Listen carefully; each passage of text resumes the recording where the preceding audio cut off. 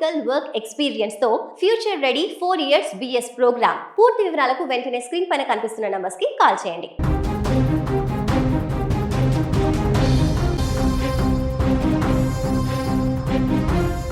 ప్రకృతి ప్రకోపానికి పాకిస్తాన్ వణికిపోయింది. పంజాబ్ ప్రావిన్స్లోని జీలం జిల్లా ఒక్కసారిగా భూకంపంతో ఉలిక్కిపడింది. నిద్రపోతున్న వేళ భూమి ఒక్కసారిగా కంపించడంతో ప్రజలు భయాందోళనకు గురయ్యారు.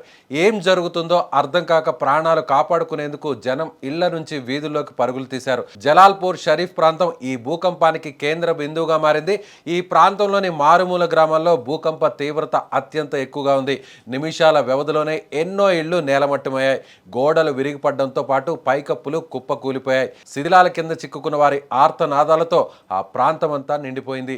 ఈ విషాద ఘటనలో ఒకరు ప్రాణాలు కోల్పోయారు.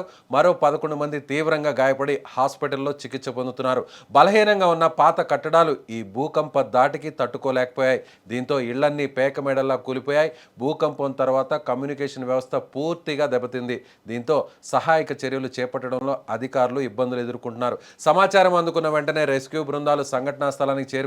శిథిలాల కింద ఎవరైనా చిక్కుకున్నారేమో అని అధికారులు క్షుణ్ణంగా పరిశీలిస్తున్నారు. భూకంపం దాటికి స్థానిక ప్రజలు తీవ్ర భయాందోళనకు లోనయ్యారు. ముఖ్యంగా మారుమూల గ్రామాల్లో సహాయక చర్యలు వేగవంతం చేయాలని బాధితులు కోరుతున్నారు. గాయపడిన వారికి మెరుగైన వైద్యం అందించేందుకు స్థానిక హాస్పిటల్ను అధికారులు అప్రమత్తం చేశారు. ప్రస్తుతం అక్కడ సహాయక చర్యలు ముమ్మరంగా సాగుతున్నాయి. మృతుల సంఖ్య పెరిగే అవకాశం ఉందని స్థానికులు భయాందోళన చెందుతున్నారు.